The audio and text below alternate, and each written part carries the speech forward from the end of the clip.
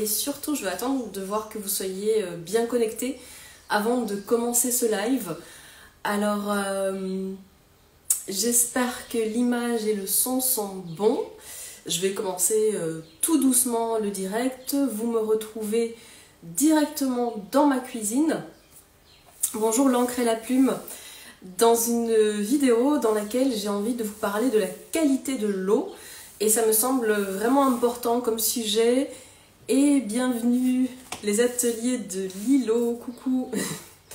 Voilà, pour ceux qui me suivent depuis un petit moment, je me suis engagée le mois dernier à vous faire un live par mois sur un sujet qui vous soit inspirant. Et aujourd'hui, je prends ce temps particulier avec vous pour vous parler de la qualité de l'eau. Bonjour L858 et t'aurais pas vu Marie. Ah, c'est rigolo comme nom de surnom. Oui, Catherine, je t'ai reconnue. Ouais, tout à fait. J'ai été reconnue parce que tu avais fait un réel il n'y a pas longtemps sur l'accompagnement que tu as commencé avec moi. Alors aujourd'hui, parlons de la qualité de l'eau. Je parle de la qualité de l'eau à boire, bien sûr.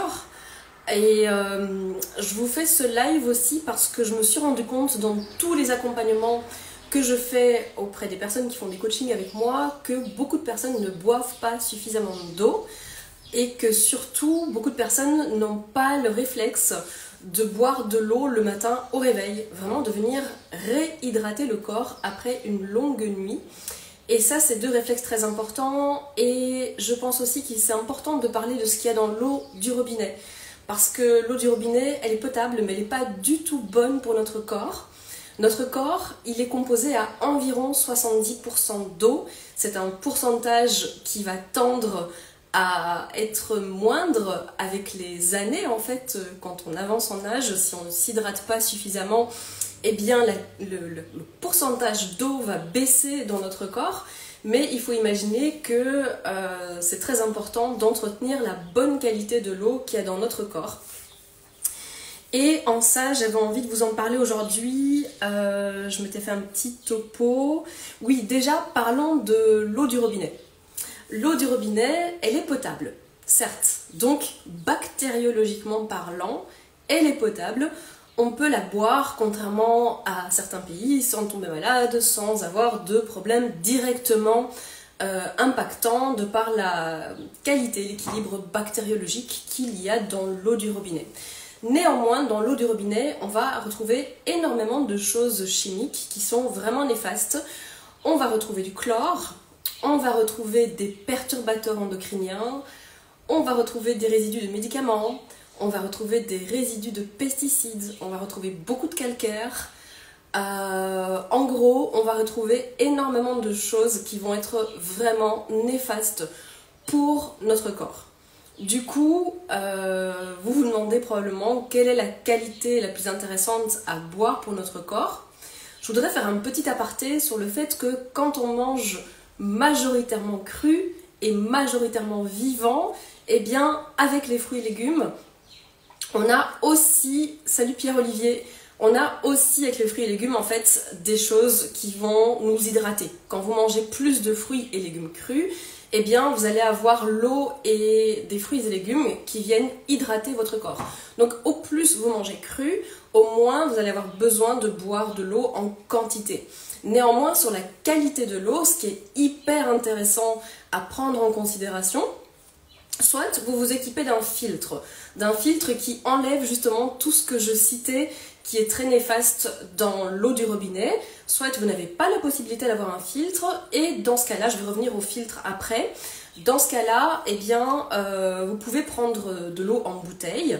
L'eau en bouteille, il faut surtout qu'elle soit faiblement minéralisée, c'est-à-dire quand vous choisissez une eau en bouteille au magasin, regardez en fait la composition. Et c'est très important que ce soit maximum 50 mg par litre d'eau de résidus à sec. Parce que quand il y a trop de minéraux dans l'eau, ce sont des minéraux que notre corps ne va pas assimiler. Parce que les minéraux, ils veulent les assimiler des plantes, des fruits, des légumes, des plantes vertes notamment, des légumes verts, des choses comme ça. Mais il ne va pas assimiler les minéraux de l'eau. Donc choisissez une eau qui est faiblement minéralisée. En naturopathie, on dit l'eau est beaucoup plus importante parce qu'elle apporte parce qu'elle emporte que parce qu'elle apporte, justement, je fais un lapsus. Elle est beaucoup plus importante parce qu'elle emporte que parce qu'elle apporte. Salut Guillaume, salut Max. Voilà, donc sur la qualité de l'eau, ça c'est hyper important. Sinon, ce sont des minéraux qui vont venir au fur et à mesure du temps encrasser vos articulations. Donc soyez très attentifs à ça. Mais l'idéal, bien sûr, c'est quand même de filtrer son eau à la maison, parce que avec l'eau du robinet, vous allez pouvoir avoir une eau filtrée avec des bons filtres. Et moi qui ai expérimenté jusqu'à 3 filtres aujourd'hui, ce que je trouve meilleur, c'est tout ce qui est l'osmose inverse. L'osmose inverse et la redynamisation, parce qu'aujourd'hui il existe des filtres qui font l'osmose inverse et la redynamisation de l'eau. Parce qu'il faut savoir que si on ne boit pas de l'eau qui coule dans un ruisseau telle qu'elle coulerait dans un ruisseau dans la montagne par exemple, ben l'eau n'est plus vivante, elle n'est plus circulante. Donc même si on la filtre, c'est très important de la redynamiser. Il y a énormément de techniques pour redynamiser notre eau. Mais voilà, nous sommes vivants, c'est important de donner une eau vivante aussi. Salut Virginie, à notre corps. Et en tant que filtre, moi j'ai expérimenté le filtre Berkey, dont j'étais très satisfaite pendant des années. Parce que c'est vrai que le filtre Berkey, il a un coût relativement abordable. En tout cas, on est très vite rentabilisé sur la dépense en bouteille d'eau. Les filtres sont très fiables. Il y a une microfiltration de l'eau qui enlève tout ce que je vous citais tout à l'heure qu'il y a dans l'eau du robinet. Donc je vois qu'il y a plusieurs personnes qui sont arrivées entre temps. Donc dans l'eau du robinet, je cite encore pour la deuxième fois dans ce live, il y a quand même du chlore, il y a du calcaire, il y a des perturbateurs endocriniens, il y a des résidus de médicaments, des résidus de pesticides. Il y a énormément de choses chimiques dans l'eau et donc tout ça, le Berkey, ça l'enlève hyper bien. Moi, je ne l'ai plus aujourd'hui pour plein de raisons. J'ai aussi utilisé un filtre sur-évier de chez Doulton, dont je n'étais pas très satisfaite. Je trouve que l'eau était difficile à boire, elle gardait encore un goût un peu chimique. Donc je pense qu'elle n'était pas suffisamment filtrante. Et depuis peu, je vais vous montrer juste après, j'ai un filtre Ecofiltro que je trouve vraiment hyper intéressant parce qu'en fait, je l'ai acheté, hein, je ne travaille pas du tout avec eux, mais en tout cas, je suis hyper satisfaite de ce filtre. Déjà, il est nomade. On peut le poser un peu partout. Pour ceux qui sont en van life ou en vacances et ce genre de choses, vous pouvez emmener votre filtre avec vous. Et en fait, la cuve, la partie filtrante de ce filtre, elle est composée d'argent colloïdal et de charbon et d'argile. Et ça dure 2 ans. Et en fait, ça filtre correctement l'eau de boisson pendant 2 ans. Et au bout de 2 ans, ça fait comme un pot en terre cuite qu'on peut utiliser pour nos plantes. On peut le composter. Donc au niveau écologique, je n'ai vraiment rien trouvé de mieux. Et oui, ce qui est hyper intéressant aussi, c'est pour pouvoir mieux bénéficier de l'hydratation qu'une eau de qualité vous apporte. Outre la dynamisation, c'est de mettre du plasma marin, du plasma de Quinton dans votre eau, parce que en fait, avec l'apport des minéraux qu'il y a dans le plasma marin, votre corps peut faire un meilleur usage de l'hydratation qui est apportée par cette eau. Donc au quotidien, quand vous vous faites une gourde, par exemple, moi ici j'ai une gourde que je trouve vraiment très chouette, en plus on peut boire avec le petit embout là, et bien au quotidien j'essaye de me mettre un fond de plasma marin dedans, comme ça je sais que tous les jours j'ai cet apport de minéraux dans mon eau de boisson qui est une eau filtrée. Et du coup c'est beaucoup plus écologique parce que finalement quand on consomme encore des bouteilles en plastique, eh bien au niveau écologie c'est une catastrophe. Moi ici j'habite pas loin de l'océan Atlantique français, dans le sud-ouest, et hors saison touristique, je peux vous dire le nombre de déchets en plastique qu'on voit en bord de plage ou en bord de lac marin, le nombre de déchets en plastique qui proviennent de toutes les consommations de plastique que nous avons quand on consomme des choses qui sont emballées dans du plastique. Alors à la saison touristique ça se voit pas parce que c'est nettoyé en fait, mais hors saison touristique, moi je le vois, je suis près de Hossegor, il y a un lac marin où je vais beaucoup, et bien il y a énormément de petits déchets plastiques qui sont ramenés en fait par les marées. Et ça, on le voit en bord d'océan aussi, donc je trouve que c'est quand même hyper intéressant de faire extrêmement attention à notre consommation de plastique. On ne peut pas être parfait. Il y a des gens qui se mettent l'optique d'être zéro déchet et c'est très bien, mais je pense qu'on ne peut pas être parfait, on peut juste faire de son mieux. Et ce qui est hyper intéressant aussi, si vous avez un magasin bio qui fait, je vous montre, de l'osmose inverse. Donc dans certains magasins bio, vous allez voir qu'il y a des machines qui font la filtration de l'eau par un procédé que l'on appelle en fait l'osmose inverse. Et ces machines-là font aussi de la redynamisation. Donc moi, dans ma région, j'ai 2 magasins qui font ça. Et c'est vrai que je vais encore de temps en temps remplir des bouteilles réutilisables. Donc ça, c'est une bouteille que j'utilise depuis plus d'1 an. J'en ai quelques-unes. Et de temps en temps, je vais faire remplir les bouteilles parce que je trouve qu'elle est encore plus agréable à boire que celle que je filtre dans mon filtre à la maison. Donc du coup, si vous avez l'occasion voilà, d'aller trouver ce genre de méthode de filtration, c'est une machine qui est intéressante à acheter chez soi si on est propriétaire, qu'on sait qu'on va pas trop déménager, qu'on a le budget aussi pour, parce que ça va s'installer sous les éviers, ce genre de choses. Mais en tout cas, certains magasins vont proposer d'avoir ces tôles-là. Je crois que ça doit coûter 35 centimes de remplir une bouteille d'1,5 litre. Donc en plus, c'est hyper abordable, hyper écologique. Et ça, c'est aussi une eau qui est excellente et très intéressante. Bonjour Valette04, le corps au naturel, Fresh Juice Gazelle et Fabienne. Ben, j'espère que ce live vous aura plu. Je sais pas si vous voulez que je vous montre rapido le filtre que moi j'utilise. Je pense que ça pourrait être assez intéressant que je vous le montre. Attendez, je vais voir comment je peux faire parce que du coup j'avais calé mon appareil ici et surtout profitez-en si vous avez des petites questions. Alors, donc moi ça c'est le filtre actuellement que j'utilise qui a remplacé mon Berkey. Et comme je vous disais, c'est ce filtre là qui est à base d'argent colloïdal, de charbon et d'argile. Et en fait ça va filtrer l'eau pendant 2 ans. Et ensuite, ça peut être composté ou ça peut être utilisé comme pot de plante.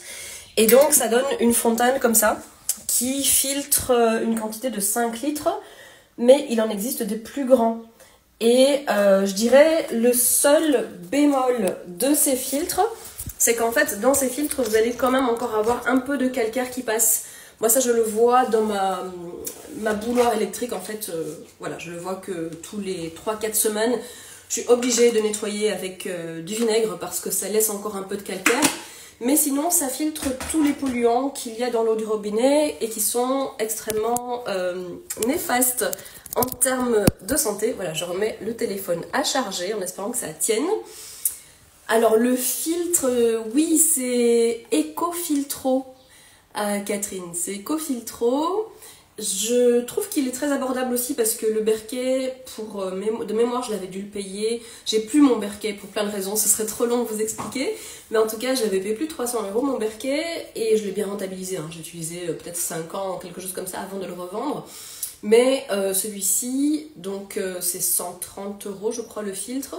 Et tu es tranquille pendant 2 ans. Et 2 ans après, tu as des cartouches le pot en fait de filtration qui coûte 68 €. Donc, ça veut dire que pour 68 €, on a 2 ans de filtration de l'eau. Et l'idéal, une fois qu'on a filtré notre eau, c'est de les mettre dans une bouteille en verre et de pouvoir faire un peu de dynamisation. Donc, soit vous les mettez au soleil dans une bouteille qui a une forme avec une fleur de vie, ça c'est une des manières de dynamiser. Soit vous avez une carafe, moi je compte m'en acheter une un jour, mais je n'en ai pas encore. C'est une carafe en fait qui fait une sorte de vortex et qui permet donc de redynamiser l'eau pour la rendre à nouveau vivante après la filtration. Voilà, mais c'est peut être intéressant de la redynamiser en plus de mettre aussi du plasma marin dans l'eau. Ma cabane au petit bonheur, tu demandes quelle est la différence avec Berkey. Alors, ce que je dirais comme différence avec Berkey, c'est que Berkey, la cuve est en inox. Ici, c'est en acier émaillé. Berkey, il y a 2 énormes cartouches de filtration qui sont valables pendant 6 ans, mais ne sont pas recyclables. Ici, le pot de filtration est valable 2 ans, mais il est recyclable, donc je trouve ça plus écologique. Celui-ci, il coûte 136, l'autre, il coûte 350, donc c'est vrai qu'en termes de coût, c'est quand même beaucoup plus abordable Ecofiltro. Berkey, ce que j'avais trouvé un peu dommage sur les années, bon, j'ai pas mal déménagé avec, mais les cartouches de filtration, en fait, la vis tournait sans arrêt. Je n'arrivais plus à caler bien mes cartouches dans mon filtre Berkey. Et du coup il aurait fallu être très bricoleuse pour réparer le truc. Bon là c'est beaucoup plus simple, il n'y a aucune installation, quand tu le commandes il y a déjà le robinet qui est fixé dessus, tu n'as qu'à mettre le pot de filtration dans la cuve et il est prêt à être filtré. Bonjour du Lot-et-Garonne, coucou, j'espère que tu vas bien. Eh bien le filtre Stéphanie et le filtre Pau Brasil, je ne les connais pas. Non, ça m'intrigue, ça me donne envie d'aller voir, mais ce sont des filtres à eau que je ne connais pas. Je ne sais pas si vous avez des questions sur le sujet. Je ferai comme le mois dernier, je pense que c'est plutôt sympa, parce que pour ceux qui ne le savent peut-être pas encore, j'ai créé ma chaîne YouTube il y a peut-être un mois. Il y a 2 vidéos dessus, il n'y en a pas encore beaucoup. Il y en a une sur la spiruline, sur une ferme de spiruline qui est en Drôme provençal, que j'aime énormément, qui à mes yeux fait la meilleure spiruline qui existe en France, de ce que j'ai pu goûter bien sûr. Et la deuxième vidéo, bah, c'est le live de la semaine, du mois dernier que j'ai téléchargé et que j'ai mis sur YouTube parce que je me suis dit que c'était plus facile de regarder le replay d'un live sur YouTube. Donc je le mettrai à cet endroit-là. Avec plaisir pour les explications Ma cabane au petit bonheur. J'espère que ce live va vous inspirer à boire davantage, à toujours conscientiser que le corps, qui est composé environ 70% d'eau, a besoin d'être bien hydraté, que les fringales peuvent être de la déshydratation, que plein de choses peuvent découler de la déshydratation, que c'est beaucoup plus facile de ressentir la faim que la soif en fait. Et donc, pensez à boire régulièrement, à boire le matin au réveil. Je dirais que sur toutes les personnes que j'accompagne en individuel depuis 3 ans, eh bien, quand je pose la question de comment tu commences, comment vous commencez votre journée, en fonction de si je vous vois ou si je tutoie les personnes que j'accompagne, eh bien, il y en a quand même un petit 50% qui ne commencent pas par boire de l'eau. Or, boire de l'eau le matin au réveil, c'est extrêmement important. Donc vraiment, ayez toujours ce réflexe de vous dire mon corps a besoin d'eau après une nuit de sommeil. Une nuit de sommeil, c'est déshydratant. Et essayez de vous préparer une gourde pour la journée avec du plasma marin, avec peut-être un peu de citron pressé. C'est très très bon de mettre de l'eau plate avec de l'eau de mer et du citron pressé. Ça vous permettra de reminéraliser votre corps en profondeur et aussi que votre corps puisse faire un meilleur usage de l'hydratation qui est apportée par l'eau puisqu'il y aura du plasma de Quinton dedans. Avec grand plaisir pour ce rappel et tous ces renseignements, ça me semblait être un sujet important. Je vois que vous n'avez pas forcément d'autres questions pour aujourd'hui. Si je peux à un moment donné faire plus de live qu'un par mois, j'en ferai plus qu'un par mois parce que je trouve ça vraiment sympa ce format d'échange avec vous. Mais en tout cas, je suis déjà très très contente et très heureuse de faire ce format-là une fois par mois. Oui, la gourde, alors j'avais une hydroflasque, que j'ai toujours d'ailleurs, qui commençait à être un peu usée, puis je me rendais compte que l'été j'aime bien mettre du jus de pastèque dedans quand je pars en vadrouille, et que du coup ce sera intéressant que j'ai 2 gourdes, et je me suis acheté celle-ci il n'y a pas longtemps sur internet. J'avais une copine qui avait une tasse en fait Yeti, c'est une marque de randonnée, et je me disais tiens ça a l'air sympa, j'étais voir le site internet et tout, j'ai vu qu'ils avaient des gourdes très très chouettes, dont celle-ci que j'aime bien parce que tu vois il y a un système où je peux boire avec une sorte d'embout spécial, et du coup on peut la tenir par la main aussi quand on se balade, et à l'intérieur le matériau est vraiment sympa, tu vois, c'est de l'inox, voilà, c'est un très très beau matériau pour la conservation de l'eau. C'est même beaucoup mieux que les bouteilles réutilisables comme celle-ci, hein. Essayez toujours aussi de stocker votre eau dans du verre ou dans de l'inox, mais dans l'idéal de ne pas la stocker trop longtemps dans des bouteilles en plastique. Moi quand j'achète cette eau osmosée au magasin bio, eh bien en général je la transvase dans ma gourde avant de la boire ou je la mets dans un verre. Et je vous dis à votre santé aussi avec le petit jus que j'ai fait tout à l'heure, vous avez peut-être vu en story, c'était un jus de peau d'ananas, de coriandre, de citron vert. Il est un peu chargé en coriandre, j'avoue, je pense que j'ai mis beaucoup parce que je sais que mon bouquet de coriandre avait besoin d'être utilisé. Mais en tout cas, il est très très bon et les bienfaits de ce jus, c'est que déjà dans la peau d'ananas, vous avez de la bromélaïne, qui est une enzyme extrêmement intéressante pour la santé, et la coriandre, hyper intéressante parce qu'elle va chélater les métaux lourds, donc elle aide le corps à éliminer les métaux lourds. Voilà, chers amis, j'espère que ce live vous aura inspiré, vous aura plu, il est visible en replay. Je vais essayer de le mettre là tout de suite sur YouTube, comme ça ce sera fait. Et je vous souhaite une super belle journée. On se retrouve tout bientôt. Et puis prenez soin de vous.